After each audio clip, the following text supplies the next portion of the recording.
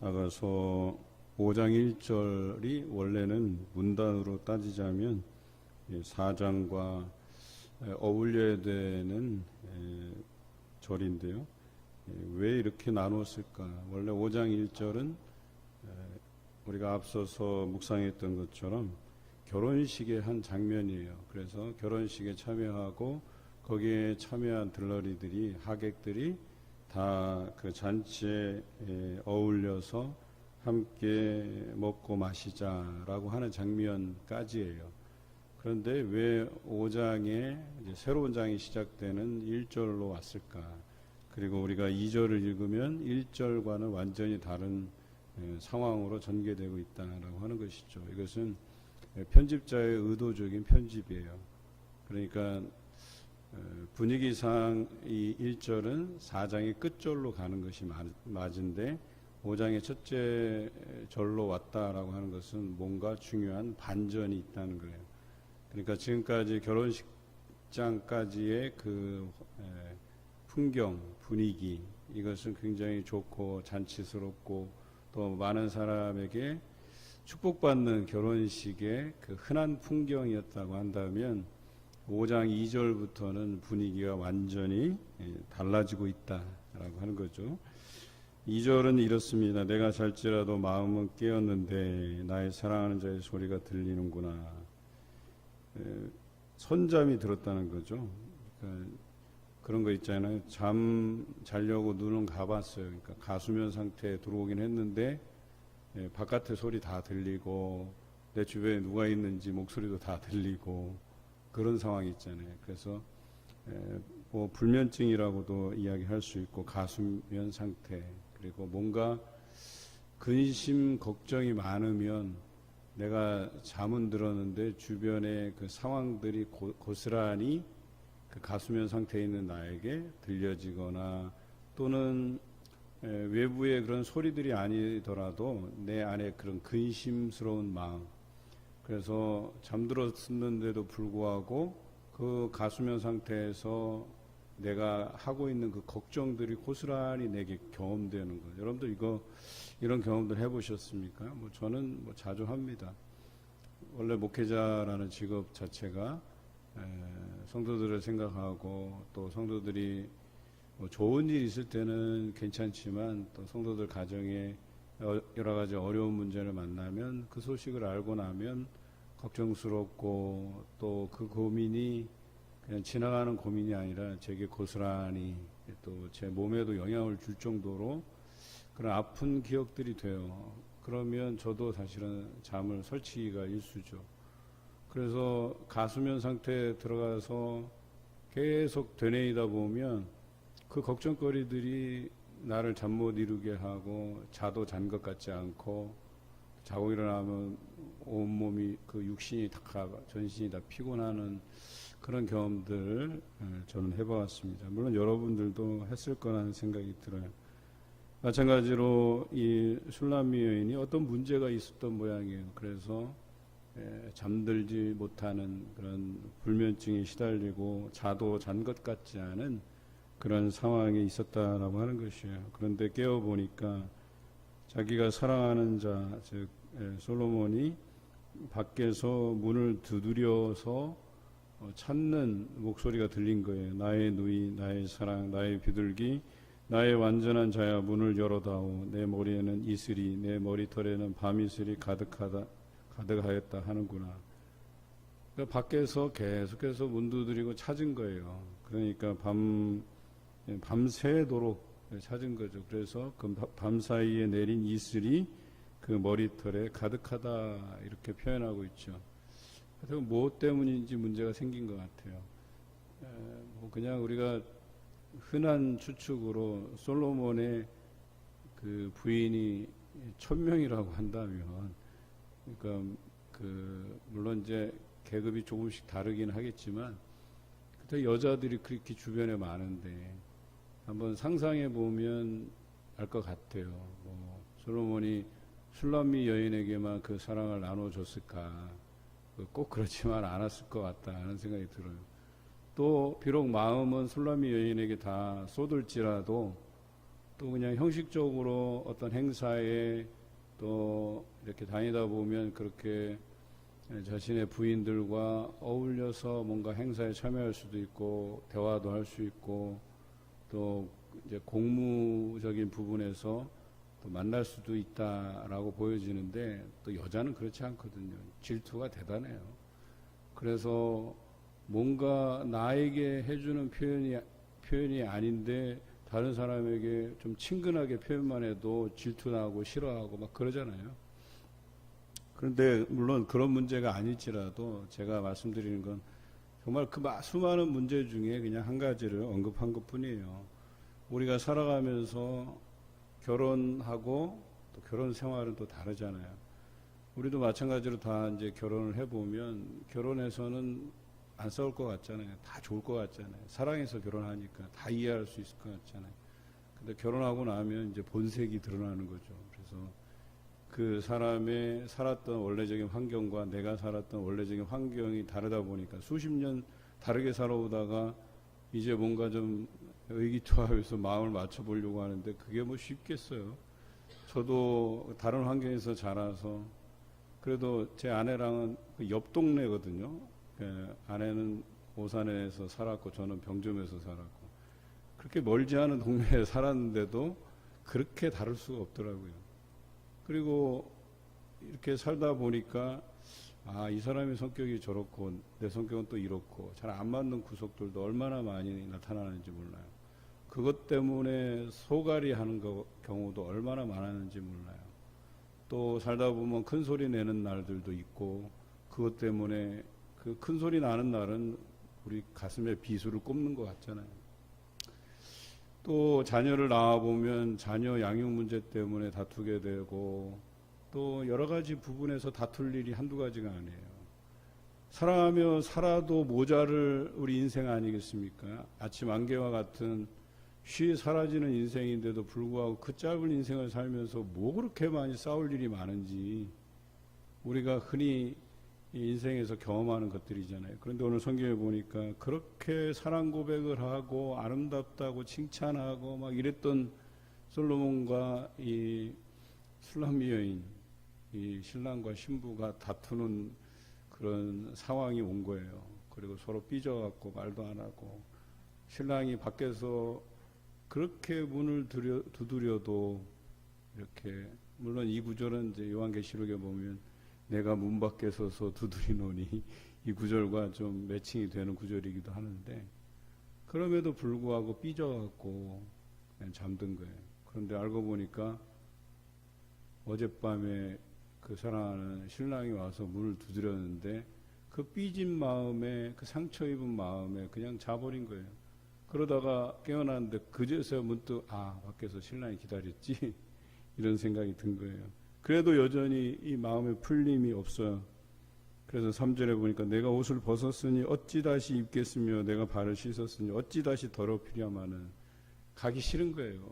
남편이 미워갖고 신랑이 미워갖고 문 열어주기도 싫고 그래갖고 옷 벗었다는 핑계로 발 씻었다는 핑계로 다시 이 발을 내딛기 싫은 거예요. 이 사람들의 풍습은 밥 먹을 때 잘 때 발을 씻는 풍습이 있었는데 그래서 더 이상 또 발을 더럽히기 싫다는 거예요. 핑계에 불과하죠. 4절에 내 사랑하는 자가 문틈으로 손을 들이밀며 내 마음이 움직여서 뭔가 뭐 문이 좀 허술했나 봐요. 우리나라처럼 뭐 이렇게 한지면 손가락 확 뚫어갖고 이렇게 구멍을 내갖고 어떻게 해서라도 고리 열어갖고 막 열듯이 하여튼간 신랑이 들어오려고 무진장 애를 쓰고 있어요. 그때서야 그 신랑의 사랑의 마음을 확인한 거예요. 저토록 애타게 나를 찾는구나. 그래서 마음이 동해서 5절 일어나되 사랑하는 자를 위하여 문을 열 때 모략이 내 손에서 모략의 집이 내 손가락에서 문빗장에 떨어지는구나. 모략이라는 표현인 걸 보면 그래도 나름대로 신부는 남편을 기다리면서 신랑을 기다리면서 자기를 치장했던 것 같아요. 그런데 그게 이제 문빗장을 이제 열 때 그 몰약이 그 문 고리 뭐 이런 데에 묻어놨다 이런 표현이죠. 그런데 6절에는 참 안타까운 소식이 들려요. 내가 내 사랑하는 자를 위해 문을 열었으나 그는 벌써 물러갔네. 기다리다 못해가 삐져갖고 신랑이 또 가버렸어요. 그런데 이 신부가 거기에서 이렇게 표현하죠. 그가 말할 때 내 혼이 나갔구나. 그제서야 이제 정신이 든 거예요. 내가 미쳤나 보다. 내가 그 사랑하는 자를 문 밖에 세워놨을 뿐만 아니라 열어달라고 간청하는데 내가 뭐라 그랬어요? 옷을 벗었으니 또 발을 씻었으니 돌아가라고 얘기한 거죠. 그런데 나중에 그가 문을 열려고 노력하는 모습을 보고 그제서야 정신 차리고 가서 문을 열었는데 가버렸어요. 그리고 나서 이제 한탄하는 거죠. 내가 미쳤나 보다. 내 혼이 나갔나 보다. 내가 그를 찾아도 못 만났고 불러도 응답이 없었노라. 그제서야 문 밖에 뛰쳐나와서 그 사랑하는 이의 이름을 부르면서 찾아봐도 그 사랑하는 이는 문 밖에 없었던 거예요. 나가버렸다는 거예요. 물론 이것을 두 가지로 해석할 수 있어요. 하도 밉지만 또 사랑의 대상이잖아요. 그래서 밤새도록 잠을 설쳤더니 환청이 들린 거죠. 그래서 그 환청이 들려서 나가보니까 없어. 오지 않았던 거예요. 그냥 처음부터. 그러고 나서 과거의 일을 이제 회상하는 거죠. 내가 너무 못되게 굴었나 보다. 그 이해하고 사랑할 걸. 이런 생각이 들어서 이제 내가 미쳤나 보다. 이렇게 자기 반성이 일어나는. 뭐 두 가지로 다 해석이 가능해요. 근데 저는 그냥 자연스럽게 이것을 환청으로 해석하지 않고 그냥 문 밖에 왔다가 신랑이를 버리다가 줄다리기를 하다가 신랑을 가버린 상태가 되고 신부는 이제 신랑을 찾아 헤매는 그런 시간들이 되는 거죠. 성 안에 순찰하는 자들이 나를 만나며 나를 쳐서 상하게 하였고 성벽을 파수하는 자들이 나의 겉옷을 가졌도다. 그러니까 뭐예요? 이 파수꾼들이 이 여자를 볼 때 그렇게 뭐 제대로 옷도 갖춰 입지 않고 대충 걸쳐 입고 나와서 뛰쳐다니는 걸 보니까 아주 미친 여자구나 이렇게 생각을 하고 옷도 뺏어 입고 이렇게 또 미쳐 날뛰니까 그 성 안의 질서를 유지하기 위해서는 그 미쳐 날뛰니까 어떻게 좀 제압을 했거나 뭐 그랬겠죠. 그리고 나서 8절에 예루살렘 딸들아 너희에게 내가 부탁한다. 너희가 내 사랑하는 자를 만났거든 내가 사랑함으로 병이 났다 하려무나. 자기가 힘들어 죽겠다 이거예요. 이제 신랑을 찾으나 신랑이 없고 또 그 지나가는 여인들에게 자신의 상태를 이야기합니다. 내가 사랑해서 병이 났다. 이 말들을 혹시라도 내 사랑하는 남편을 보거든 신랑을 보거든 이야기해달라는 거죠. 9절 여자들 가운데 어여쁜 자야 너의 사랑하는 자가 남의 사랑하는 자보다 나은 것이 무엇인가. 너의 사랑하는 자가 남의 사랑하는 자보다 나은 것이 무엇인가. 그래서 이같이 우리에게 부탁하는가. 여인들이 물어요. 도대체 다른 사람들이 그 사랑하는 그런 사랑보다 너의 남자를 사랑하는 그 사랑이 도대체 어떤 사랑이기에 이같이 우리에게 부탁하느냐. 그랬더니 10절부터 16절 자기 남편에 대한 극찬을 이제 묘사들을 해요. 내 남편이 멋지고 살갗은 희고 머리털은 검고 구불구불하고 눈은 비둘기 같고 뭐 이런 이야기들을 쭉 해요. 뺨은 또 향기로운 꽃밭 같고 손은 또 어떻고 다리는 어떻고 입은 어떻고 해갖고 쭉 다 하고 마지막에 16절 마지막에 보면 이는 내 사랑하는 자의 나의 친구로다. 그제서야 고백하고 있어요. 내가 여전히 자기 남편을 사랑하고 있다는 사실을 신랑을 사랑하고 있다는 사실을 뒤늦게 깨닫는 장면이 나와요. 다행스러운 것은 6장에 가면은 그 여자들과 함께 우리가 너와 함께 찾으리라. 이제 사랑하는 동역자들이 그 남편을 함께 찾아주겠다고 나서는 장면들이 나오니까 괜찮아요. 뭔가 다시 만나고 회복의 전조들이 나오니까 괜찮은데 이 5장만 보면 이 신랑과 신부 사이의 위기에 대해서 다루고 있거든요. 우리는 이 5장을 읽어가면서 우리 신앙에도 위기가 있다. 우리 신랑 되신 예수 그리스도, 신부 되신 우리 사이에서도 살아가면서 위기가 있다라고 하는 것이죠. 코로나가 터져서 한창 유행일 때, 그때 아마 제가 이제 부임을 했고, 작년 11월에. 그리고 올해 초까지 얼마간 우리가 예배를 드리지 못했어요. 그래서 온라인으로 녹화를 해서 여러분들에게 이제 송출했었던 적이 있죠. 그때 제 마음에 드는 생각이, 여러분들이 참 보고 싶다. 우리 성도들이 보고 싶다. 주일날도 아니죠. 그 전날 녹화해서 주일날 이제 방송이 송출되는데, 저에게도 처음 겪는 일이니까 주일날 성도가 없다. 물론 전에 교회에서도 한번 그런 적이 있죠. 한 몇 주는 코로나가 처음 터졌을 때 성도들을 만날 수 없었죠. 이제 선제적으로 교회가 문을 닫고 온라인으로 예배를 전환하고, 그럼에도 불구하고 그때도 그렇고 그 이후에도 저희 교회 부임에서도 그렇고 성전을 사모하는 사람들이 있었단 말이에요. 그래서 예배는 못 드리지만 주일날 교회 마당 앞에 와서 이제 본당에 못 들어가니까 마당에서 기도하고 가는 사람들 몇몇이 있었고, 또 여기에 와서는 그나마 좀 나은 것은 그래서 그렇게 개인적으로 와서 기도하고 가시는 분들도 계셨고, 또 우리가 처음 본당에서 예배를 다시 시작했을 때의 그 감격을 우리가 잊을 수가 없죠.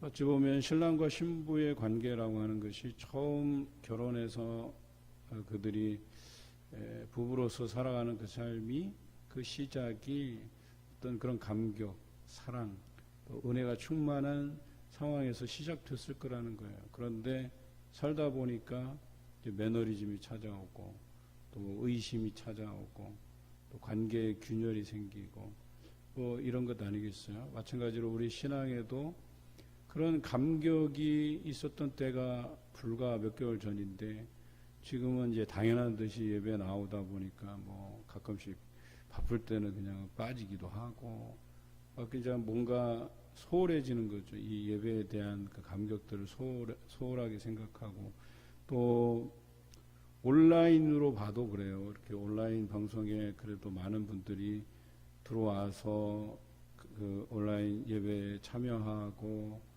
왜냐하면 다른 이렇게 수단이 없다 보니까. 그런데 물론 예배가 이렇게 드려지고 나서 인 탓일 수도 있지만, 이제 극단적인 예를 들자면 우리 새벽 기도회에는 이제 뻔한 숫자가 나와요.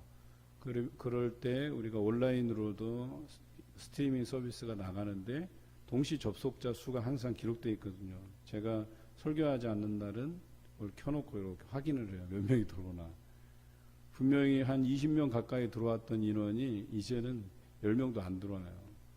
그것도 한 6, 7, 8명 요 정도 나오다가 또 새벽 기도회가 끝나지도 않은데 중간에 또 나가버려요. 물론 인터넷에 문제가 생겼을 수도 있고 막 여러 가지 이유가 있는데, 들어왔다가 나가버린 인원도 있을 때 제가 그걸 숫자적으로 이렇게 보면 이렇게 마음에 걱정도 되고 그래요. 그게 뭐예요? 과거에 불과 몇 달 전에 우리가 그렇게 예배 드리려고 몸부림치고 기도하고 했던 그런 모습들이 점점 좀 식어지는 것은 아닐까. 신앙에도 반드시 위기가 와요. 왜냐하면 우리의 죄성 때문에 그래요.